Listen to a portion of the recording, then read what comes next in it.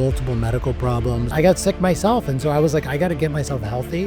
My son was just born, and that was a huge motivating factor for me because, I wanted to be alive long enough to see him graduate college and get married and have grandchildren and all that stuff. I have Dr. Darshan Shah on my podcast. He is a medical doctor. You are a surgeon, and you were the founder of Next Health, which was way ahead of its time. But today we're going to be talking about all things longevity medicine. So welcome to the podcast. What made you think I need to start doing this a little differently? 10 years ago is when I started Next Health, but I've been a physician now for 30 years. There was a constant stream of people needing surgery, and you would never get caught up with the number of surgeries that you had to do. People were just getting to when things got so bad that they needed surgical intervention so often. I was just passively listening to Sam Altman's, and he said that medical is the number one usage of ChatGPT right now. Already, ChatGPT has passed the medical school board exams. It already knows a lot. And so I think it's an incredible tool for the public to have because it's so hard to wait for the doctor to tell you something. It takes months, and sometimes you only have 15 minutes with them. And This is really going to help people get healthier. All right. Well, today I am so excited. We finally made this happen. I have Dr. Darshan Shah on my podcast, and he is a medical doctor. You are a surgeon, and you were the founder of Next Health, which was way ahead of its time, I think. It's still growing like crazy right now. But today we're going to be talking about all things longevity medicine. So welcome to the podcast. Thank you so much for having me. I'm so honored to be here. Finally, we made it. I know, finally, yeah. And anyone listening, I was on Darshan's podcast probably 7-8 months ago. Yeah, you're one of our first guests. We launched with you, actually, which was amazing. And it's been about 8 months since we launched. So, So if you want to listen to his podcast too, definitely do that. Well, great. First, I want to get into, so when did you start Next Health, and how did you go from, talk a little bit about your background in surgery and what made you think I need to start doing this a little differently? Yeah, it was a confluence of 2 or 3 things. So 10 years ago is when I started Next Health, but I've been a physician now for 30 years. So for 20 years, I was your typical Western medicine, working in the hospital, doing surgery day in and day out. And one of the things that I got very frustrated with, and frustrated is an understatement, I was burnt out completely, was I just felt like I was playing whack-a-mole, there was a constant stream of people needing surgery, and you would never get caught up with the number of surgeries that you had to do.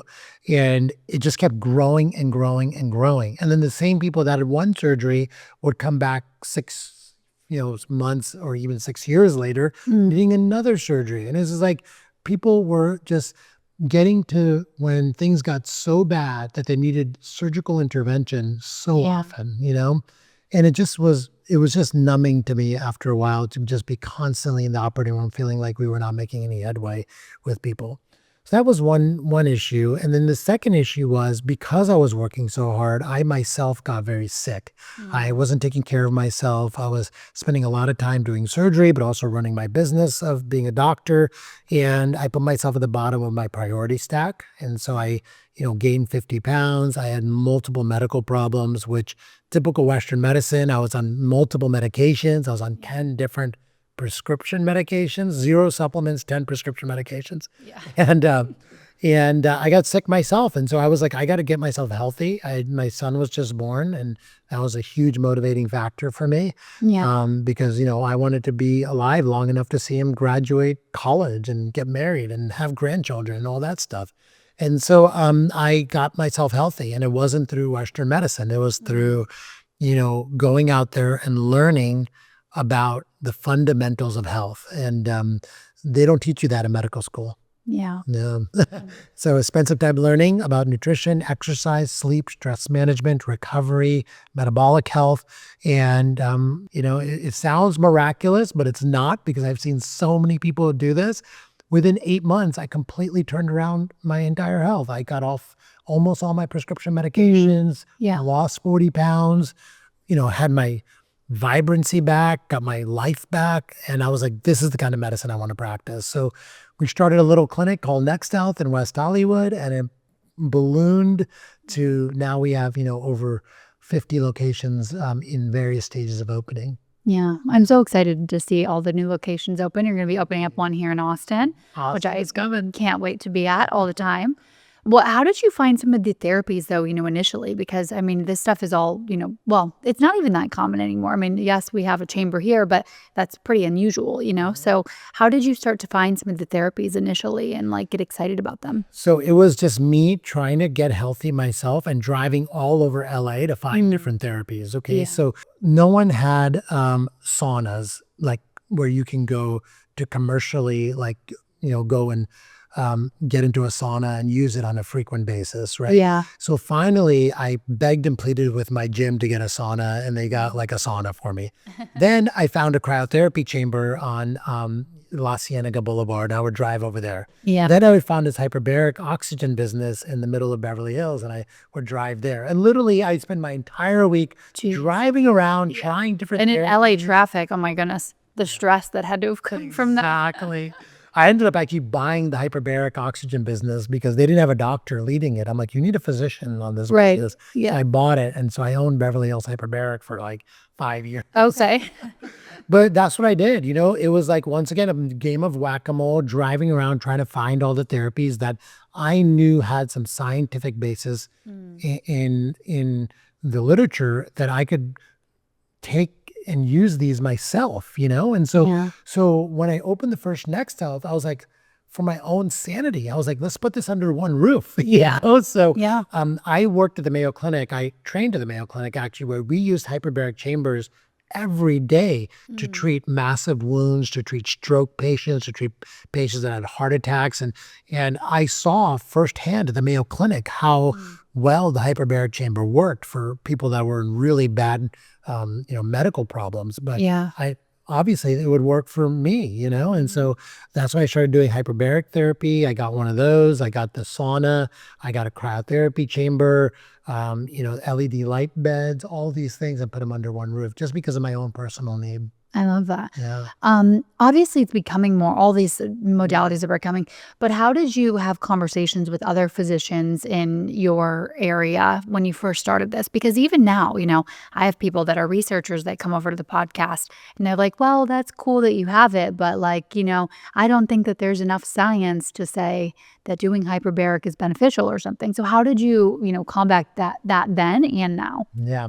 It's mind-blowing to me the number of very smart people that say, I don't think there's enough science. Yeah. And I just don't understand, how much science do you need before you accept a therapy as something that is potentially very beneficial? And mainly like the risk reward ratio is there as well, right? Yeah. And it just doesn't, I don't understand what they're waiting for, what kind of science they're waiting for. And if you look at like a lot of the things that we do in Western medicine, it has actually less science than what we do with hyperbaric chambers and saunas, Yeah. And the phrase, there's not enough science, to me, the people the people that say that don't really understand evidence and literature a lot of times. They're just going based on the party line in Western medicine that you need a massive randomized controls trial through a drug company to have a pharmaceutical approved by the FDA, right? And so because a hyperbaric chamber is not a pharmaceutical approved by the FDA, there's just like this weird leap of thought that says there's not enough science, and it doesn't make sense Yeah. to me. Yeah, no, that's a great point. And I think we'll continue to, get more around this because people have more motivations, but there's no financial benefit exactly to testing a hyperbaric chamber, Exactly. right? I mean, Exactly. it's not In fact, there's a financial disincentive to using therapies like hyperbaric chambers and even stem cells, et cetera, because that means that's less drugs people will need, right? Yeah. And less, and that's less money for the pockets of, major drug companies, et cetera, et cetera. So unfortunately, like these wellness therapies, as we all know, there's a massive financial system that is built into people being sick, and wellness therapies takes money away from that system. Yeah. And I don't think like anyone has malintentions. It's just the way systems and capitalism works. Yeah. Yeah, absolutely. Okay, so I want to get into some like longevity medicine. Yeah. What are some of the top like biomarkers that you love to look at, things that you think are a little bit under talked about at this point? Right. Okay. So On the topic of biomarkers, I want to encourage your entire audience to become the boss of their own biology, or, another way to say it, the CEO of your own health, right? You need to know your numbers. And I know you talk about this all the time. There's about 10 to 15 there that everyone needs to know. These are the basics. They are measures of like metabolic health, like fasting insulin, hemoglobin A1C, fasting glucose, CGM data. There's measures of inflammation, HSCRP, homocysteine. There's measures of cardiovascular risk like ApoB, LP little a. And there's hormone levels, right? We all need to know what those levels are for ourselves, and we need to check them on a frequent basis. And so I have a guide to these that I put together for people that, I maybe said a lot of letters out there. People don't know what they are. But if you go to drshah.com/biomarkers, people can download my guide. It's completely free. You can bring it to your doctor and say, I want these, What are the chances of them getting those biomarkers? It's actually getting better and better as time goes on. That too. But look, if your doctor doesn't order them, then you can get them yourself through companies like Function Health, even just Quest Laboratory. You go on their website and they can get biomarkers for you. It's if you have a Next Health within your vicinity, you can come to us. We'll get them for you, and they shouldn't be super expensive to get. They should be somewhere in the neighborhood of $200 to $500 to check these biomarkers. And hopefully they keep getting cheaper and cheaper and cheaper. I'm dreaming of a world where everyone gets their biomarkers done for like $50, and I think it's coming. Like everything in this world is getting cheaper as time goes on. Yeah. Right. And how often do you recommend just, someone that's just starting out to start looking at these? Definitely once a year, but I think that's just table stakes. That is minimum. Okay. And I think quarterly is what you want to do to catch early changes, because the earlier you catch anything, the more time you have to make an adjustment, right? And the less time whatever is causing that has to get bad. And so I could tell you, like, I do this talk for audiences all over the country, and we check everyone's biomarkers before we do the talk. And I can tell you, we find, for example, HSCRP that is like 10. Really? That's really, as we know, that's really high. We want this number to be as close to 0 as possible. And when we find a 10 HSCRP, there's many times we find cancer.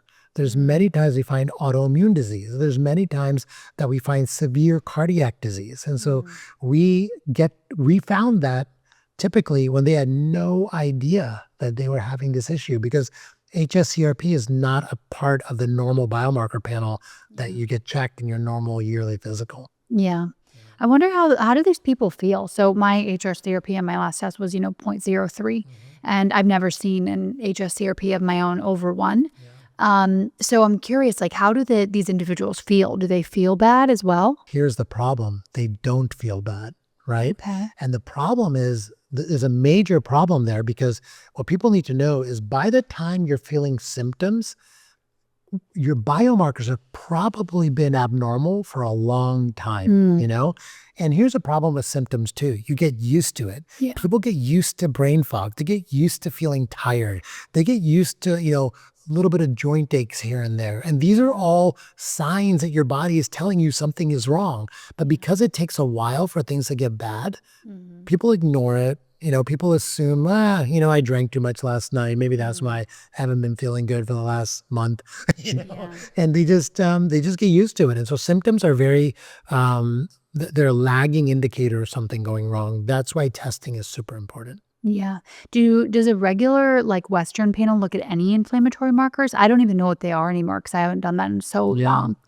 The regular Western panel is dictated to most primary care doctors by what their insurance company will pay for or not pay for. And many insurance companies are still running under the edict that if it's not indicated, they likely won't pay for it.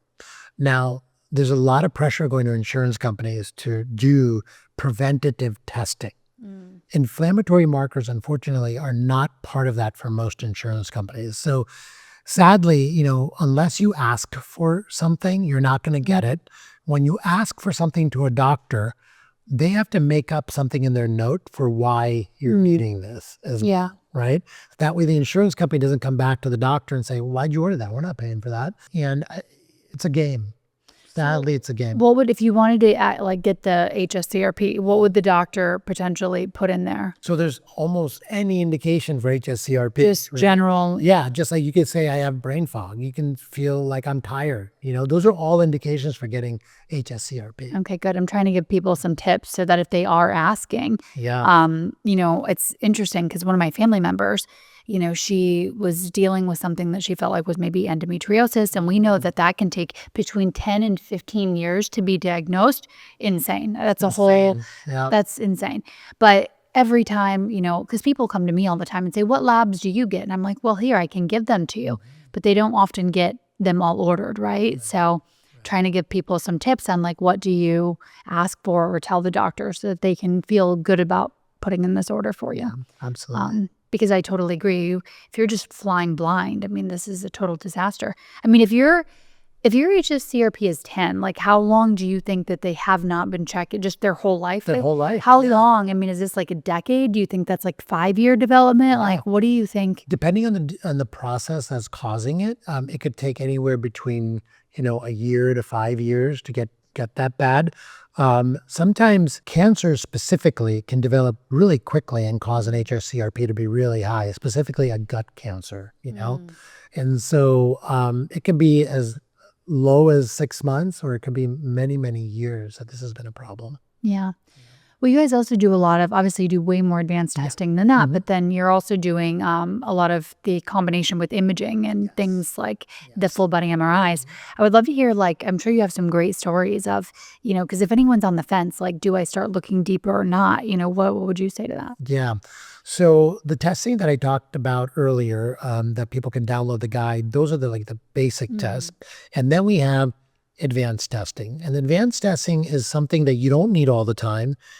You can do it maybe once a year, or some of them even once in your lifetime, like genetic testing. It's a once in a lifetime test.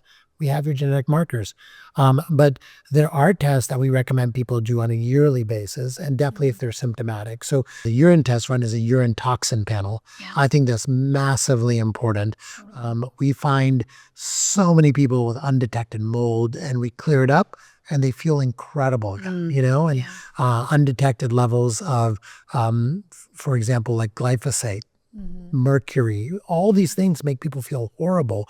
And we can figure out how to reduce the exposure and increase the detox and get them feeling better, right? The supplement space is crowded with NAD plus products, but when I evaluated the clinical evidence, most had little to no peer-reviewed human research. I wanted something that met the same scientific standards that I apply to all of my health protocols. Research shows that NAD levels naturally decline with age up to 65% between ages 30 to 70. In fact, having adequate NAD is essential for cellular energy and repair, so finding a science-backed booster with a proven result is a non-negotiable. That's why I take True Niagen Pro every day. It's clinical grade and contains Niagen, which is backed by over 35 peer-reviewed published human clinical studies. 1,000 milligrams per day is clinically proven to boost NAD levels by up to 150%. It's NSF certified and has over 15 internal and third-party tests for purity from formulation to manufacturing. For those interested in more advanced IV therapies, Niagen Plus uses the same clinically studied ingredient in their pharmaceutical-grade Niagen IV. In a double-blind, placebo-controlled pilot study, infusion times averaged 75% faster compared to traditional NAD IV protocols, with less side effects and no downtime. I personally take True Niagen as part of my optimizing my NAD levels, and I regularly test my biomarkers to track progress. You can learn more about and see the science yourself at TrueNiagen.com. You can also save on True Niagen with code Kayla. On the toxin testing part, where do you find that most people are getting these exposures? Is the mold in the home, I'm guessing, but I think people, at least, when I was running my clinic, so everybody would come in and they would think that their tox levels were going to be low because they're like, oh, I'm super healthy, right? Because a good portion, obviously, of Next Health patients are already into health, right? But then they would be shocked when they saw the levels. So I feel like this is a test that people are still really underrating, and that they're thinking, I don't really need that because where would I get toxins from, right? So where are some of these sources coming from? So toxins are invisible, right? Yeah. And so we know that living in a home, in a modern home, We have toxins all around us, unfortunately. We talked about furniture earlier. They're embedded into our furniture and flame retardant chemicals in our rugs. If you don't change your air filters and you live in a place where the air is, there's some pollution in the air, there can be toxins in your air. If your pipes are made out of plastic, which many modern homes are, there can be microplastics in your water as well. The problem with toxins is that most of them are invisible. You can't smell them. You can't see them. They're undetectable. And the other problem with toxins is, just like symptoms, the accumulation of them in your body builds up over long periods of time. So you have to know where they could potentially be, and you have to mitigate that toxic exposure in your life. For a lot of people, it might seem overwhelming. Like, toxins are everywhere. What do you want me to do about it? I can't. I'm just gonna have to deal with it, and my body will take care of it. But the reality is, there's a very few simple things that you can do to really lower your toxic exposure. And so I always, whenever I see a patient, I counsel them on like the quick wins. What are the quick wins you can do to lower your toxic exposure? And then I give them like a list of things they can do every week. So for 52 weeks, I give them a list. Like every week, pick one thing from the list that you can manage that week. Some of them might take 5 minutes. Some of them might be like an installation of something, which might take more effort. Just pick what you want. But in 52 weeks, we can detoxify 95% of your life. Yeah, absolutely. I mean, I think, sauna is like, one of the most important things, because we also just weren't made to even withstand this amount of toxins that were being experienced. Yeah, I mean, I did my total toxic. I feel like there were probably like very few individuals that had a total toxic burden mid-fire in LA. And one of them was me. I think Brian Johnson did one as well, and he did with TP with you. But that was something wild. Wow. It was, I've never seen, my medical team didn't even believe that was my labs. It was crazy. Did you do a test around that time too? Or I did, yeah. Did you see the same thing? Same thing. I had all these metals I didn't even know they were, to be honest. Right. I was like looking into them. I'm like, this has to be from the fire, and it was wild. I mean, and we both were probably doing a relatively, decent job of trying to purify the air and all that stuff. It's just crazy. Who was just over here was Dr. Davis, the cardiologist. Yes. And he was telling me about this, because he thinks toxins is, he knows toxins are such a big influence on cardiovascular. But like one of his patients had lived near a plant of some sort that she had no clue that she was like 2 doors away from, having this massive exposure that then it's just, you really don't know. So if you don't test, you could be like located somewhere right next to. Well, I mean, you heard about the golf courses, right? Oh yeah, talk a little bit about that. Yeah, so there's a research study just published that if you live on a golf course, in a neighborhood with a golf course, your chance of having Parkinson's is very much increased. And it's through the toxic exposure of the pesticides that they use on the golf course. And so this is a major problem, that for people getting Parkinson's, that if you're living next to a golf course, that's likely the source of one of the reasons you're getting Parkinson's. Crazy. I heard the same thing about like Napa Valley area with all the pesticides, right? And cancer rates. Yeah. Increasing. Absolutely. Yeah. I've heard that too. And, I live in in the water in Malibu in California, and there is a massive problem with mold there, because the closer you live to beaches and oceans and lakes and water, there's mold, and you have to be so cognizant of your environment, right? So there's a lot of mold exposure, and you have to, number one, understand that your body is able to detox you up to a certain level, right? Our body's an incredible detoxification system. That's why it's a urine test for toxins, because your body's like trying to get rid of all this stuff, right? Yeah. But your sweat is another one, so that's why sauna is super important.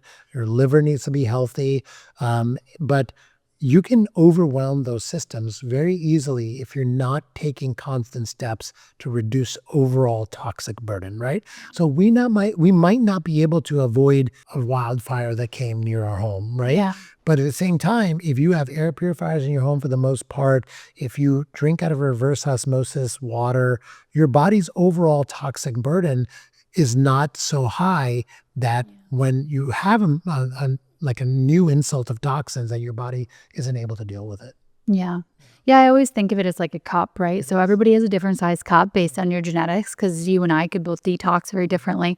And then we're just having all these insults and the cup tips over at some point, which, I mean, we're just seeing that more than ever. I mean, I think it's like one of the number one reasons that we are getting sicker and sicker as a country is this chronic exposure to toxins, you know? I think it's one of the top reasons, might even be number 2 or 3. yeah. Well, it was wild for me. So because I've been doing this lab for like, 6 years on a consistent basis, I watched just as me. So I was living in Ohio, super low, doing my saunas and doing all my stuff that I've been doing. Very, very low toxic burden. Moved to California, just LA in and of itself, a little bit of an uptick, even though I was still doing all the same things. So where you're at also matters, a lot. Very much so. So I'll put a little plug, because I know you might be getting a house in Austin. So this area in particular is too rocky to be able to farm. So there's not the glyphosate exposure. So just putting a little plug for you. Air quality. I redid my total tox test. I've gotten probably 3 of them since I did it at Next House. Okay. And it's back in the optimal range. Everything is good. But, I can tell the environment here. I'm in the outskirts of Austin for anyone listening. The air is really fresh, quality, everything is good. So where you live matters. Yeah, it matters a lot, actually. And then people can check their water quality.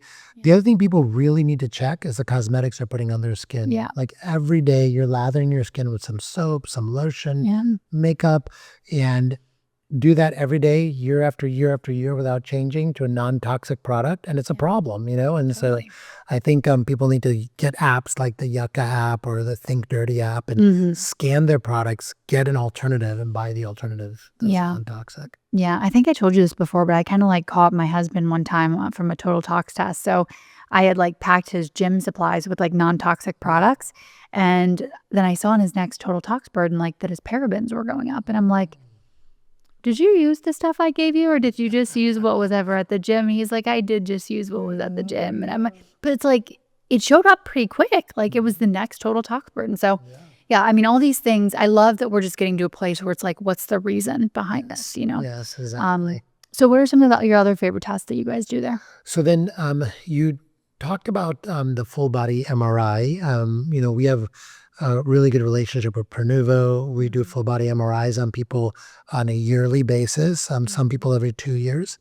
And I think it's important for people to understand that, number one, the full body MRI is a no radiation scan. It is not using radiation to get the results. Number 2, with the new technology, they've gotten it down to about an hour or less now, which is incredible. But number 3, we're looking for more than just cancer, especially on your first MRI. So having one MRI is many, many, many times more powerful than having 0 MRIs, And then you have to decide how often you want to do it. But one MRI is super powerful. Why? Because number 1, yes, you can find tumors that are in early stage that you wouldn't have found without the MRI. But number 2, you can find anatomical abnormalities. And so a lot of people out there, believe it or not, have what's called aneurysms. They have atriovenous malformations. They have anatomical abnormalities that can cause future problems that if you know about it early, you can watch out for it. You can do something about it early before it becomes a big deal. Yeah, that's a great point. And I'm excited too for full body MRIs to continue to evolve with the data, because I think one of the apprehensions from like radiologists, right? Because maybe they just don't love them. But I'm excited to see just the more data we get, the better that they're going to look. Because, when I did my first ever full body MRI, this was probably like 5 or 6 years ago, they found a little white matter change on my brain, and they scared me to death. I was like going to the Cleveland Clinic Center for MS, because at this point they didn't know that this is like, but fast forward, my next one, I was talking to Andrew Lacey, actually the CEO of Pernuvo, and I'm like, hey, I just want to let you know that I have this like white matter change. He's like, actually, it's completely normal. That is normal to have one for like 1 year per 1 year of life, right? So it's just showing how much they've already figured a lot of this information out. because I went through all this testing and then finally we get to the end of it and they're like, yeah, no, you definitely don't have MS. This is nothing like that pattern, but I had to do all this extra stuff. So no, yeah, you're an early adopter, so unfortunately you took a hit for all of us on that. yes. But now, we know that those white matter changes that we see on almost every single MRI are not indicative of anything serious for the most part, but obviously talk to your doctor about them. But what's great now is that I think we've gotten to a point where what I was called an incidental finding. We have so much more clarity on what are the incidental findings so that we can immediately tell people this is most likely a normal finding that you don't have to worry about, And so I think we're getting better and better at that. Now with the technology, we're in a really good place that the number of incidental findings are actually, incidental findings are always going to say the same number, but the number of times it actually makes people get a workup for them, like going down a rabbit hole like you did, is very low. Yeah, which I'm excited. I'm so excited about that. And I'm so excited to see what AI is going to do with this information. Exactly. It's already doing a lot with the information. Yeah, right. They're able to now, cut down the time in the scanner using the AI. The AI is also able to use certain measurements to calculate how dense tissue is. And so when you can calculate the density, it's almost like you can feel the tissue, right? Because you can feel when things get more dense inside of a particular tissue. And as a surgeon, that's what we would do. We would feel for tumors by feeling, like, for example, the pancreas and seeing where did it feel hard. And, you couldn't see it, but you could feel it. Yeah. And then that's where the tumor was. And so now the MRI can do that as well. Nice. My last Prenuvo, they did an add-on with the brain. What are they looking for in that one? They are looking for the hippocampal volume. Okay. So they can tell by looking at the volume of a specific anatomic structure in your brain called the hippocampus if you have risk of memory loss, cognitive impairment. Yeah. So that's another great thing to be able to track. What are your thoughts? Like, how often do you have people doing? So I've done the CTA with the clearly soft plaque analysis, but how often, I'm really interested in this whole radiation topic, like how much is too much? Plus you and I fly all the time. We're getting some radiation exposure from that. Yeah. So what are your thoughts on that for individuals? So I think that the CTA, just like the full body MRI, for most people, depending on your age and your risk factors, is good to have one. Okay. That way we can see something, right? And before you can even do a CTA, which is CT angiogram, you can even do a very low radiation calcium score as well, right? Okay. So I think those tests are more like only do them if they're indicated. Don't keep doing them every year just preventatively, because there is a higher risk burden due to the radiation from those scans. Yeah. But the nice thing about it is we no longer need to guess if there's something going on with your coronary blood vessels, right? Yeah. Everyone's heart has 4 main coronary blood vessels. These, with a combination of high ApoB with inflammation, metabolic disease, genetic risk factors, may get blockages of them, right? Depending on if you have the wrong combination, right? Yeah. And if you have the wrong combination and you have blockages, you need to know about them, because if once you know, you can take steps to either reverse or to stent them open or do something, right? Because the last thing you want is to die of a heart attack. Even today, 50% of heart attacks 50% of heart disease gets diagnosed at the first heart attack. That's ridiculous. So many people out there go to the emergency room with a heart attack and they never knew they had heart disease. That's crazy. It's crazy, right? You could just get a simple blood test and have a pretty decent, understanding. Well, the thing about the blood test is it gets ignored for a long time, right? People's cholesterol levels get ignored for a long time. People are, there's this huge conversation around statins. Also, people are just like, I don't want to be on a statin, so I'm just going to ignore the high LDL. And then the blood test is just a risk factor. It's not what's actually going on anatomically. So the CT scans can tell us what's going on anatomically. Yeah. So if you have the risk factors, which the blood test is one of them, the ApoB blood test is one of them. Another one is hypertension. Another one is metabolic disease. Another one is genetic risk. Then you should get like a CT angiogram or at least a calcium score. Yeah. That's how we look at it. Yeah. So let's say someone is at risk. Like, what are some of the therapies and protocols you'd put them through at Next Health? A risk of cardiac disease? Mhm. Oh, okay. So first we attack the root causes of cardiac disease. One of those is metabolic disease. So if they have a high fasting serum insulin or their hemoglobin A1C is high, we immediately put them on a continuous glucose monitor and pair them with a nutritionist to get their glucose curve down and their hemoglobin A1C under control. Sometimes we use metformin as part of that therapeutic intervention. Sometimes we'll put them on other medications and supplements help lower their glucose levels.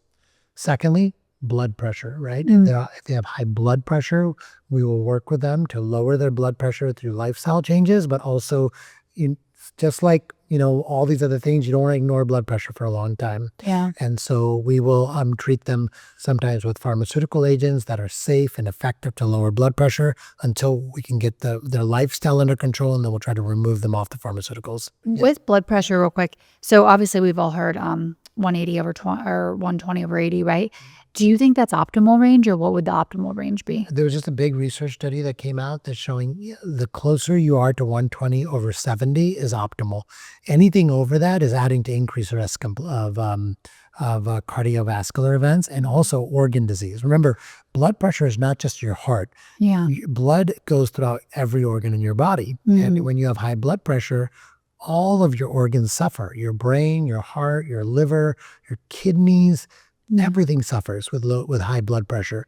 And so we like to keep people as close to 120 over 70 as possible. And to us, 130 over 80 is too high. We got to do something at that point. Is there a bottom floor though? So, I think my blood pressure right now is like it's 110 or something over.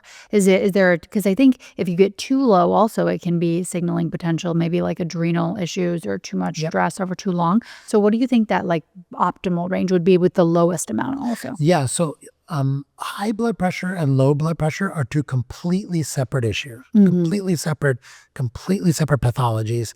So high blood pressure, we always want to try to optimize to 120 over 70. Low blood pressure, it all depends on your level of fitness and your symptoms. So if you're symptomatic, if you're feeling woozy, tired, we need to do something about the low blood pressure. Like you said, looking into your adrenal glands, looking into your overall hydration, a lot of different things we can look into. Yeah. I have this super cool new cuff that I have to show you. Yeah. Because it shows like a level measurement for arterial stiffness and central blood pressure. It's pretty cool. So REX? no, it's the Cardio Q? It's Connect. Connect. Yeah, that's the one I have. Sorry. Oh, you have that one? Yeah, I have okay, that one. cool. Yep. Do you like do it that at one? all of our clinics. I love it because this is telling you not just your blood pressure, but it's also telling you how stiff your arterioles are, your arteries. And so this is a really interesting measurement that we can now therapeutically intervene there as well. Yeah. But you know what? I feel like we need to give them feedback because this is what I was So mine is actually below the range. So they're saying that, they still make it green, but I think it would be more helpful because it kind of feels like it's operating on, okay, so like this, for example, my augmentation index, Yes. -5, which this is like a measurement, I suppose. But this should be good, right? Right. But I feel like they should make the range not. Yes. Yeah. Like it should be a little bit more clear for people that they want to be. Same thing with this one, like my augmentation pressure. See how it says below the. Yes. It would be better to say you're doing great. You're doing great. Yeah. So what we should do, I know the chief science officer of the company. Yeah. Let's give them that feedback. I've never seen scores that low, so I've never had to deal with that or talk about that. So that's awesome. Okay. That's great. Well, yeah, that's as of 2 days ago. So. Very good. Yeah, there's a lot of at-home biomarkers too. Do you guys have people tracking like I do, the grip strength? I do this new great thing. I'm looking at, I like the cardiovascular age on Oura Ring. I'm waiting to get I started wearing the Whoop because Whoop is really easy to get 100% on sleep, or is not, but they have that new bio age. So I'm excited. How do you guys incorporate wearables and body comp at home, stuff like that? Yep. So, to me, biomarkers, and this is in that guide I told you about, Okay. it's not just blood tests. There's a few devices you need to have at home. One of them is one of the wearables. Oura and Whoop are my favorite, but there's other ones out there as well. Everyone should have a wearable now. I think that we're in an age where we're getting good data. It can really, really be helpful to know the status of your health and not wait for a disease to come. And if you get data overwhelmed, don't look at it yourself. Find a health coach or a medical practitioner or someone to look at it for you. Just wear it and have someone else look at it for you. Right? Yeah. That's what I advise people. The third thing I like to use for people, at least for 6 weeks a year, is a continuous glucose monitor. Yeah. Fourth thing is a bioimpedance scale, so people get their skeletal muscle mass and their fat mass, and they can track directionality, which way it's headed. Yeah. And grip strength is the fifth thing that we have people get. I love that. How accurate, so I just shared some of my biometrics online, and I had a couple comments from my bioimpedance scale. And so, I mean, how accurate? So I have the Withings, the top version. What is it? I forgot what it's called. With the hand bars. The hand bars, right? Yeah. So how accurate do we think that these are? It's so funny. Like if you get on a Withings and then you get on a Renpho and you get on, there's another one, the InBody, they're all different, right? And they're all going to give you a different measurement depending on how their algorithm is and how their scale is calibrated. And then it will 100% be different than getting like a body scan, right? Or like a DEXA through MRI or through DEXA. Yeah. But what I tell people is that you're using this to track directionality, right? And so even DEXAs are different from each other. Like you do a DEXA here in Austin and do one in LA, you'll get a different number, believe it or not. Yeah. And so really all of these tests can tell you where do you fit on a population basis. So once you know that, in general, where you're supposed to be compared to a healthy population and how far you're off, then you just track directionally. Yeah. And it's really important when you're tracking directionally to use the scale the same time every day. Same hydration level, same time every day. So for me, it's first thing in the morning after I get in the shower. So my feet are a little bit moist because that moistness helps to transmit the bioimpedance signal. But just do it the same time every day and then just use a directional tracking. Yeah. I mean, I love that. I think the at-home biomarkers are so helpful. They might not be perfect, but like it's been fun because now that I've gotten back my the gym is still coming together, but I got heavier weights. I'm able to see like my weight has stayed the same, but my you can see that my lean mass is 90% right now, and the muscle is like I think 86%. Like so, I mean, you can see. But if I didn't know that data, I would just think I've been doing all this hard work with heavier weights, and I haven't been seeing any progress because the weight hasn't changed. Yeah, and that's exactly like what you have to really understand is that progress at some point is not your weight, right? Is really your ratio of fat mass to skeletal muscle mass. And then even on your workouts, like if you're not gaining skeletal muscle mass, you need to change your workout, either your frequency or your intensity or your volume. Something needs to change because you should always be gaining muscle mass and reducing fat mass, right? Yeah. And a lot of people go to the gym for years and they don't make any difference in their muscle mass or their fat mass, and that's because of they're not changing their workout routine. I know. That pains me. Like when I used to go to like a regular gym more often, I wasn't working out at home. I'd be like, these poor people have been working out for so long that it's like something is not, either you're eating so much when you get home or something and the diet is totally off. But yeah, I mean, it's great that we have like an insight, and I'm excited for what else is to come down the line. I want one monitor to do everything, Yeah, exactly. So what we're doing at Next Health, we're going to be launching it in January, is a digital dashboard that anyone can use. Nice. And they can upload all their data. We connect all the devices. Yeah. And I think it's going to be a game changer because for me, I need to see it all in one place, And so a dashboard that's AI enabled that can take all of this data, put it in one place, and give you advice and also present it in a way that makes sense for people.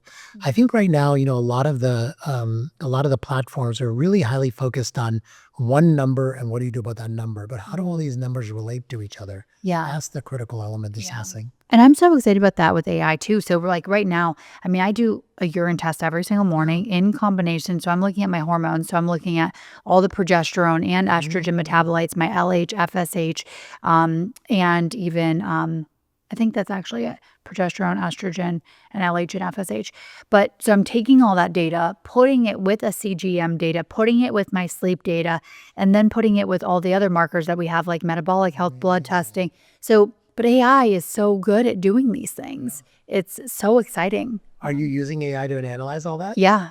I mean, and I'm doing it on a daily basis. So I have like a different chat for each one, like whether it's hormone health, and then it also can, bring it all together. Yes, that is so awesome. I love it. Yeah, and it just makes it actionable too, because it can be a little overwhelming. I mean, I don't recommend people necessarily do as much data as I'm doing because it probably isn't a good fit for most people.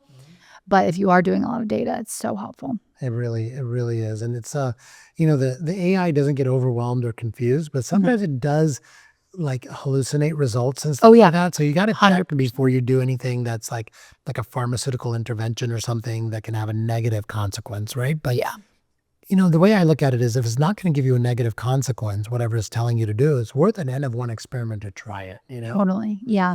Well, I heard, I was just like passively listening to Sam Altman's most recent, I guess, announcement. And he said that medical is like the #1 usage of ChatGPT right now. So no way. Wow. so you would think they're really going to lean into making it more accurate. Yeah. And try to not hallucinate because it can give you false answers. Yeah, absolutely. I mean, already ChatGPT has passed the medical school board exams. Oh, really? So, yeah, exactly. So it's already, it already knows a lot. And so I think it's an incredible tool for the public to have. I mean, because it's so hard to wait for the doctor to tell you something, It takes months, and sometimes you only have 15 minutes with them. And this is really going to help people get healthier. Yeah, I mean, and you can use it like as a health coach. It can like encourage you every day, right? Like, hey, don't forget to fall off on this. So it's kind of, I'm excited about all of that. I know. Okay, going back to testing. What about gut testing? Yeah, extremely important as well. I think that, there's some markers available now that can give us really good resolution into what's going on with the lining of your gut. It's the serum zonulin level. I like to follow that actually at a more frequent basis because people get leaky gut so frequently, and it's a really interesting marker to follow of leaky gut. So serum zonulin is a great marker for gut testing. We're also looking at like Zoomer testing, like we're looking at people's sensitivity to their wheat, to their dairy, food sensitivity testing.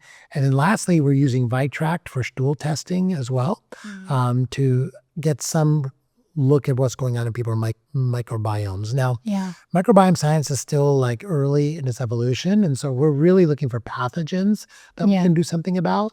And, if something is not as diverse as we'd like to see, or there's some species in there that are that could potentially lead to things like SIBO or whatever, we'll talk about it with people.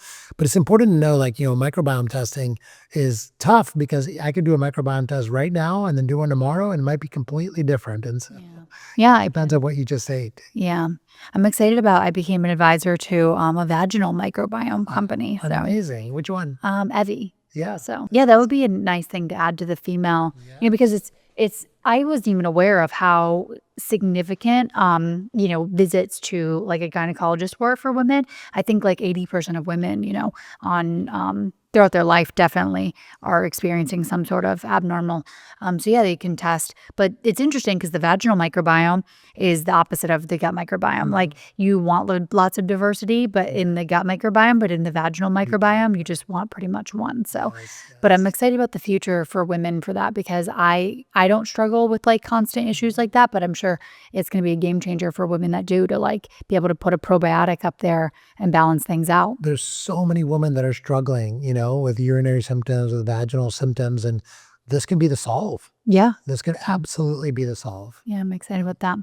What are you excited about? Either advanced testing? You guys do liquid biopsies there too? We do. Yeah. Absolutely. Yeah. We love the science of liquid biopsy advancing as well.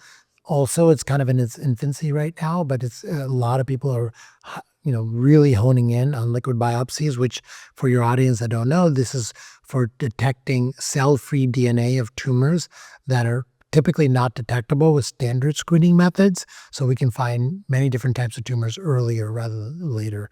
I always say cancer's biggest enemy is being diagnosed at stage 1. So the earlier you find a cancer, the better it is. Yeah. And so this is another way of doing it. The other biomarkers I'm really excited about are brain biomarkers that are coming. Things like p-tau217, amyloid ratios, GFAP, NfIL. These are all proteins that we can now find in our blood that tell us if you're headed towards Alzheimer's disease, if you're headed towards Parkinson's, if you're headed towards many different types of brain diseases, and so now we are with blood tests available. We can tell this, whereas before we just waited for symptoms and all we had were high radiation scans. Yeah. I haven't done those yet. Are they on, do you know, are they in the Vibrant Neural Zoomer? No, they're not yet, but they will be after the first of the year. Okay, great. So I'll have to do that one again. And what are they looking for? Like, how can it catch that you might get, Parkinson's soon? So p-tau217 and amyloid ratios, basically they're looking for these proteins that break off when amyloid's being formed. And so they break off, they go into your bloodstream and you find them. And the higher these numbers are, the more closely you are to developing cognitive impairment and Alzheimer's. And they correlate very well to the PET scans that we use to diagnose Alzheimer's disease. Now, with GFAP and NfIL, that's looking for inflammation in the brain. And there's a correlation between those markers and also getting Parkinson's, for example. Interesting. Yeah, I got to do that one. Yeah. That sounds so fascinating. What are you most excited about? Like, I mean, some of these conferences, right, that I go to, they are talking about incredible stuff, mitochondrial transfers. I mean, so many interesting things. What are your thoughts on gene therapies and what are you most excited about for the future? All of it. I mean, it's incredible. Today, it was just announced that we can now inject these genes into people's brains, into the area of the brain that causes Huntington's disease. Wow. And it could slow the progression. I think it's by 75% of Huntington's. Wow. And that's the gene disease. therapy. Yeah. Horrible disease, right? You die from that disease. Yeah. It's and fixed. Miserable, right? Also, Right. Yeah. Yeah, exactly. Wow. How it can, people can live with this for a long time because of this gene therapy. Wow. Secondly, is you mentioned mitochondrial transplants, right? If we can harvest someone's mitochondria, grow them, put them back into people's bone marrow, and people get energy back. I mean, that's incredible to have mitochondrial energy production increased, right? Even as mitigation for aging, right? So in that case, are you taking their own mitochondria? Okay, so it's kind of like I had my stem cells harvested and then they grow them.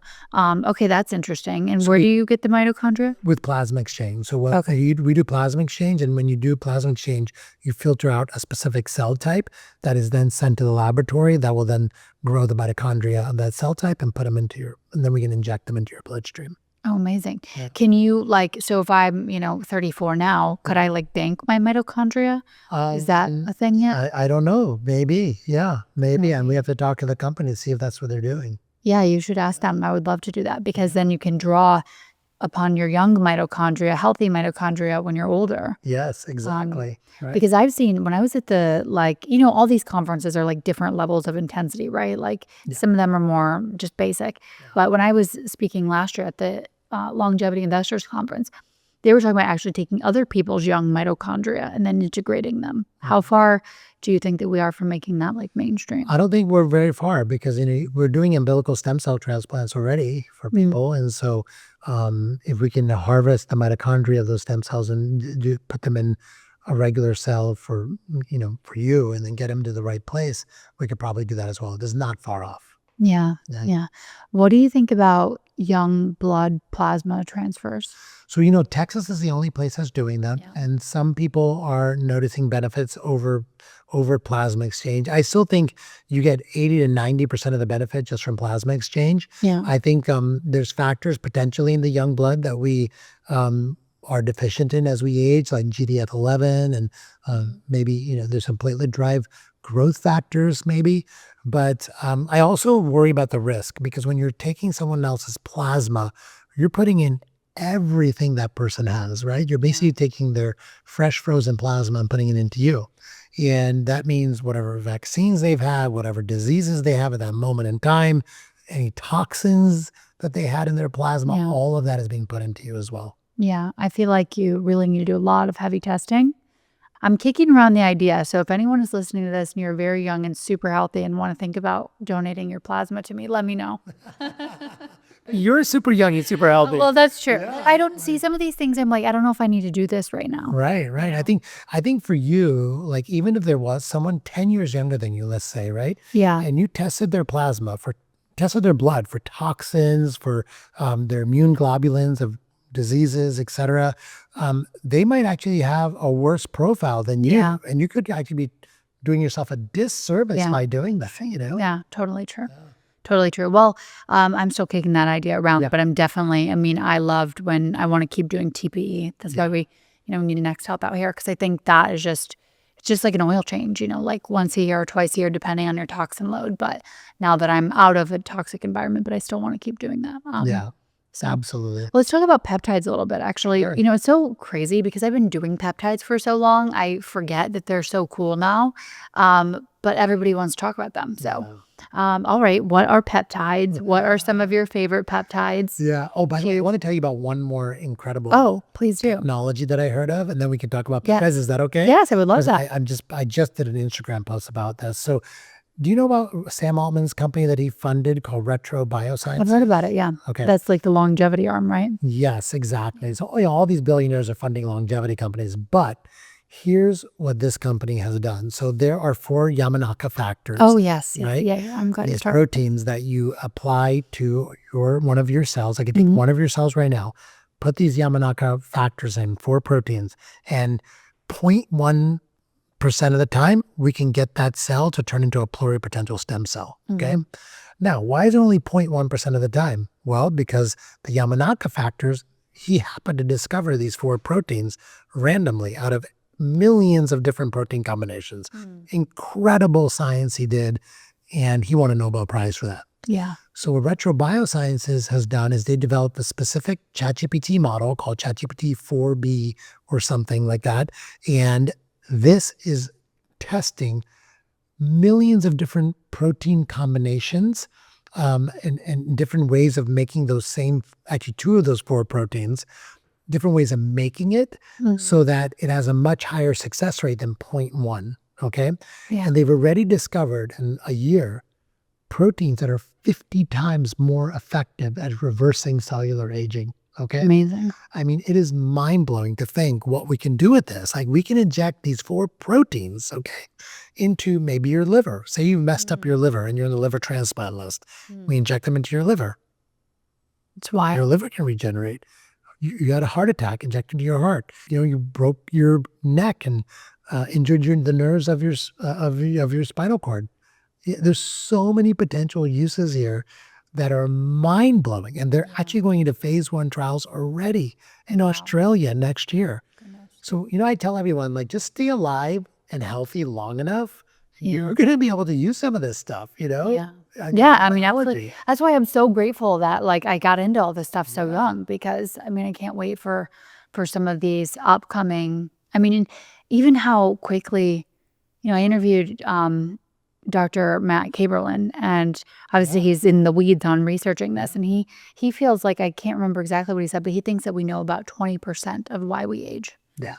We don't understand, we went from having 9 to 12 to now 14 hallmarks of aging, and we're trying to target each one of those hallmarks kind of, but the picture is so much bigger. Yeah. Absolutely. Of why this happens and how we can remedy it. Yeah, it's there's so much we don't know, and we're not even talking about quantum medicine yet. I mean, there's even a lot of science there that's coming out that is mind blowing. So, look, I think we're a long way away from knowing why we age, but I do think that because knowing some of the hallmarks of aging and being able to target some of them, we can add a lot more health span to our life. Yeah. And then maybe additional lifespan as well. But to me, that health span is super important, right? I want to be absolutely. I want to be 90 and still super functional, Yeah. So, but peptides are a big part of the solution that's available now too. Yeah. So let's talk about it. What are peptides? What are some of your favorites? Yeah. So peptides are basically amino acid chains that are replicating natural biological signals in our body. The first peptide ever to be used was insulin. Then we have the GLP-1s, which are peptides as well, that people are using for weight loss and metabolic health. And there are hundreds of peptides out there that we know that work for different things. Now, it's really important to distinguish these from drugs, because drugs are chemicals that we put into our body that have effects and side effects. Peptides are mimicking natural biological signals, so they have have the same effect as natural biological signals, but the only side effects really come from giving too much and for too long and not cycling them appropriately. And so, really working with someone who understands how to use peptides can be very, very low risk and high reward, Yeah. And so peptides are generally usually injected subcutaneously, just like insulin and GLP-1s are. And they can work for all sorts of different things, like, helping you heal faster, helping you build muscle, helping you improve your mitochondrial energy production, helping you modulate your immune system. Yeah. There's peptides for a lot of these different things. Yeah. Can we walk through a few? So what would be maybe, obviously they're for all different reasons, but what are some of your favorites and for what indications? Yeah. So, whenever I see a patient for peptides, I always tell them, like, let's start slow. Let's start with one so you get used to the mixing and the injecting part of this. There's a lot of mechanics that people aren't necessarily used to. Yeah. And some people can only handle one peptide. Yeah. Some people, they're on 2 to 5 peptides. How many are you on?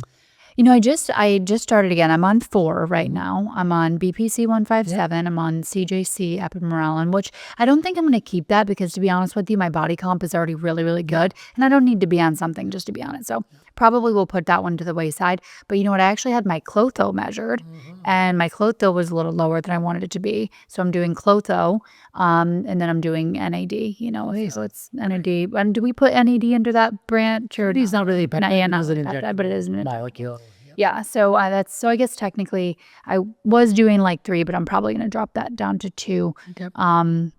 But I've also really wanted to kind of maybe play around with MOTS again. Like I haven't done any MOTS. I mean, my metabolic profile is really good. I mean, my HOMA IR is 0.9, I think, and my insulin is 4. So Amazing. I don't know how. The biomarkers are so good, And so, Yeah. what I would caution you against is using peptides just because. Yeah. Like, use it for a reason, Now, one of the ones that I would, maybe think is kind of a foundational one for most people is TB500. Yeah. Because our immune system is constantly aging, And so what we're seeing more and more now is that immunosenescence is probably one of the main reasons that we age physiologically and we reduce our health span, And keeping our immune system healthy is extremely important. Now, we're living many more years than humans lived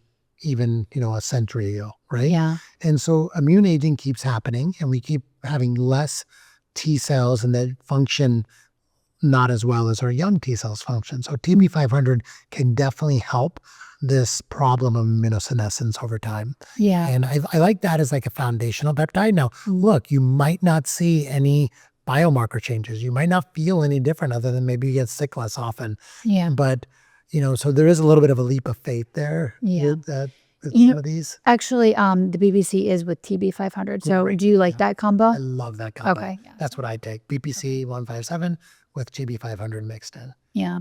I like, where I've seen pretty good results too is with gut testing actually and the oral BPC. I mean, I typically wouldn't say take an oral, but because it's working locally on the gut, I think that can be an interesting peptide. We use it all the time for people with high levels of serum zonulin, people with gut health issues.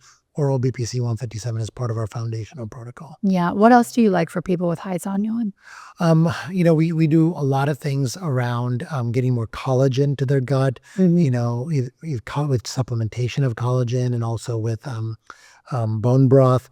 Obviously, like we do a lot of testing to remove what's causing that issue. Yeah. Most people have a gluten sensitivity nowadays, we're seeing. And then, that's pretty much, we don't have a lot more glutamine, by the way, glutamine powders as well. Yeah, that's a nice one. I kind of like, from time to time, I'll have aloe vera juice too, organic aloe vera. That's kind of good for soothing the gut. Okay, going back to peptides. So, questions that I've had, just being quite frank, there are some peptides that people tout for like the skin health benefits, right? GHCKU. What are your thoughts? Have you seen good results with that? I've seen good results in GHCKU for sure. Injectable or topical or both? Most people that I know use it topically and they really like it. Yep. Yeah. Okay, what about sexual function peptides like PT141? Do you see actual? 50% of the time, people notice a benefit. 50% of the time, they don't. Yeah, see, So, that's yeah. what I've seen as well. Okay, so it's something to maybe explore. Okay, what about kisspeptin? Kisspeptin, I've seen same 50-50 results on kisspeptin. Yep. DSIP? It's so funny you're mentioning all the 50-50 results. Yeah, because they have these same questions. I know.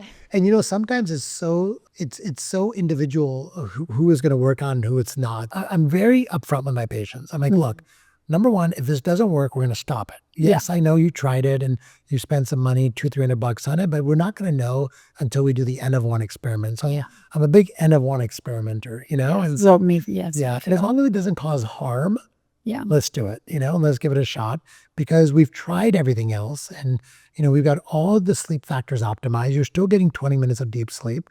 Maybe this will help you. Let's try DSIP. It's the way I look at it. Yeah. For everyone listening, that's deep sleep inducing peptide. Okay. So yeah, I guess we just are falling like on the same. Do you guys use MOTS often or We do. not really? Yeah, we use MOTS a lot, actually. Yep. That's usually like when we have people used to their base peptides, that's the next one we'll add on is MOTS. And what do you like MOTS most for? Metabolic health and also for energy. Yeah. Energy during the day. Do you have any concerns about the GLP-1s? So with GLP-1s, the only concern I have is people not doing it right. And unfortunately, I think 85% of people are not doing it correctly. Okay. The problems are, number one, they're getting it from their primary care doctor or they're getting it from an online website. And the general mantra on all of these are, here's a bottle of GLP-1s and here's a dosing schedule. Start here, go here, go here, go here, and go all the way to the top dose and just stay on it forever until you've gotten to your weight loss goal.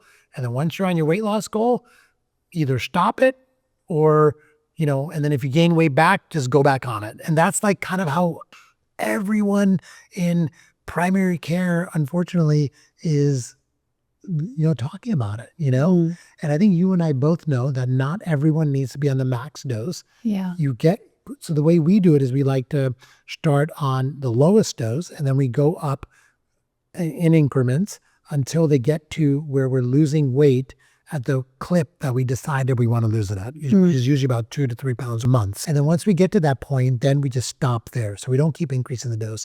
And then when we get to our goal, we have an offboarding program. And during the time they're on GLPs, we're reforming their relationship with food using CGMs, nutritionists, just educating them. We are also increasing their protein intake, getting them on a strength training protocol. We've never had anyone lose muscle mass while on GLPs because of what we do there. And then we're also reforming their gut microbiome, with Akkermansia and doing things we just talked about with like bone broth and glutamine, and getting their gut healthy again. And if you do those things, GLP-1s can be extremely successful. Then we have a certain percentage of people that do need a microdose, either because they're continuing to see metabolic health improvements or, they just have this unfortunate addiction of food, or they just never get their hunger under total control. So then we can sometimes microdose it as well. Yeah. Yeah, I'm excited to see where the data goes. I tried one for like 2 weeks. I did like 5 units. But to be honest, it like actually tampered my appetite too much. And I'm like, I don't need to lose weight. So again, it was just like, I don't think I need to do this right now. No, you don't. You don't. Yeah, exactly. I think, if you don't have any of the problems that GLP-1s came out for, which is expanding now, like cardiac health issues, metabolic health issues, even sleep apnea, there's no reason to really do GLP-1s at this point in time. We don't know if there's any proactive longevity benefit to microdosing it. So, yeah. Well, I'll be excited to see where the research goes on that. Yeah, it's going to be incredible. Well, this has been so fun. I really appreciate you coming on. And where can people find you? So they can go to my website, drshah.com. I have a lot of free resources there, like we talked about. Also, my Instagram is @DarshanShahMD. And then my clinics are next-health.com. Amazing. Well, we'll have a podcast that you're on. Yes, extend podcast. Yes. Well, we'll make sure to include all of that in the show notes. But thanks so much for coming on. This is so fun, as always. So fun. I know.